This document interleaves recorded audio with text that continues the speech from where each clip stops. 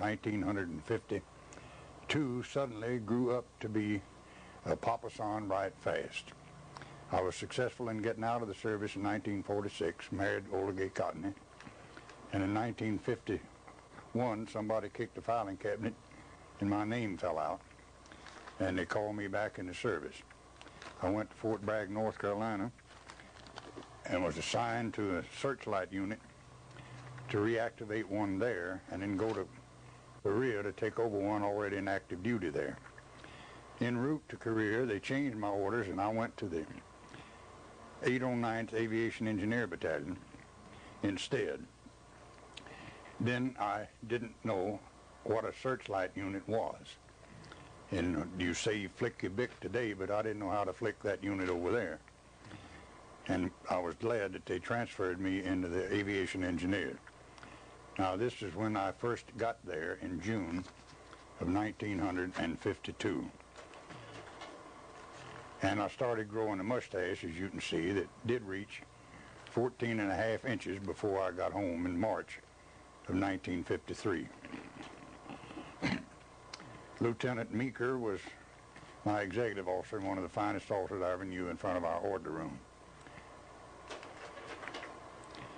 We did have to have some assistance, and we got it from the Air Force since I was working for the Air Force there. And this is a station that they had at Busan, Korea, and I was doing the work down there, and I was able to get transportation by the base operations officer if I do certain works for them, which we did in my unit. That is typical of the airfield down in Korea. It was on a Marine base at Busan. We had to pour concrete in freezing weather, and the only way we could do it was to cover it, as you can see, with straw, hoping to keep it from freezing. It was a rather difficult job to do. These are the typical tents that my men had to live in, and we used for all of our storage area also. Then in March of 1953, we thought our third son, Chris, was going to die at about 9 months old, because we had lost our first son, Keith, with cancer. So the Red Cross actually got me transferred back in March, and I refer to this as the Red Cross deportation log. It was so muddy you couldn't even walk across the street, so the men pitched a log down there so they could haul my baggage off that way. Excuse me. This is another shot of our supply depot. It was about the only thing in the world that we had, and they had to cover it up with canvas to keep it going.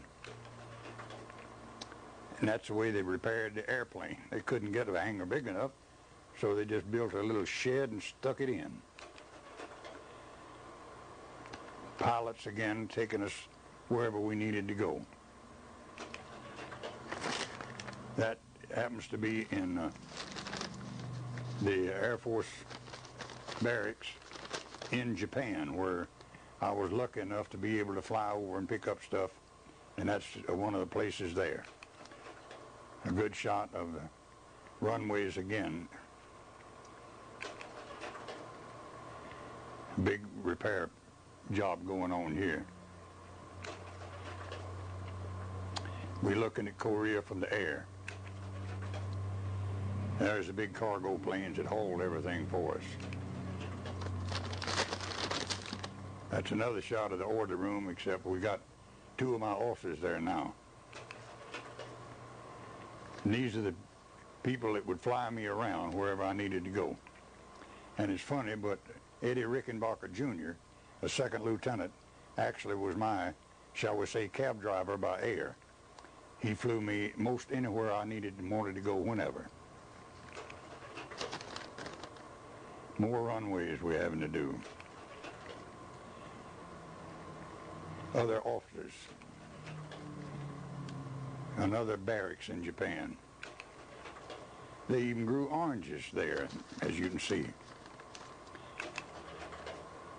city streets in Japan then weren't all quite that crowded. Japanese pagoda, control tower on the airbase, more barracks in Japan. Tokyo Base Exchange, it wasn't very big, was it? Been back to K6, we're still pouring runways. That was my first Sergeant Bryant in Korea.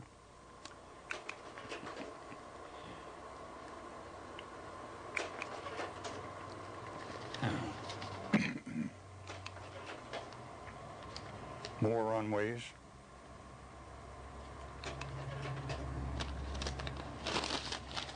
Then we jumped to Newfoundland because they sent me up there from Korea after I was successful in rotating in March.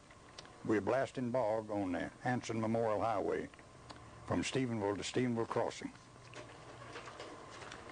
And we were having to drain the water. It was nothing but bog, anywhere from 18 inches to 18 feet deep. And it was difficult to get the water to run off.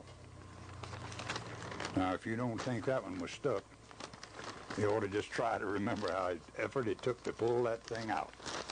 It took 6 cats and an air compressor before we could get it out. More work on that road. Corduroy roads to get our equipment across. Excuse me. Blasting rock. Starting into a bog area, we soon learned, instead of trying to remove it, just pile dirt on it and push it out. And just keep pushing.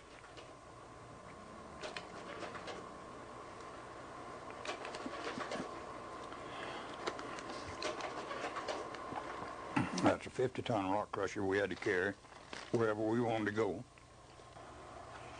It was one of our table of basic equipment pieces we had ourselves.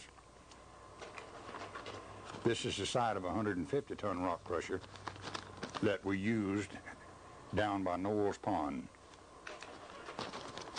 We're heading toward what they call Cold Duck Creek, trying to get a culvert in, as you see there. The road now, we have done some pretty well finishing of it. About sometime in 1955 was when this picture was taken. And another shot of Noel's Pond where the 150-ton rock crusher was. Again, about 1955.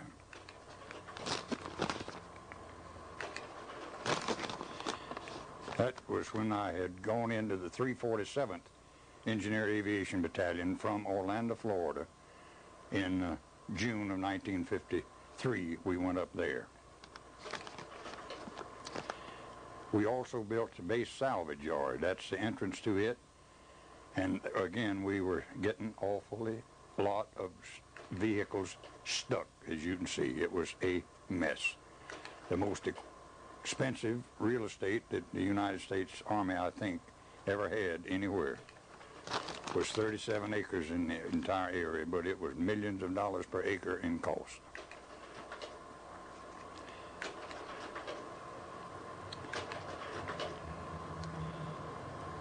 Then we just filled up some of the holes after we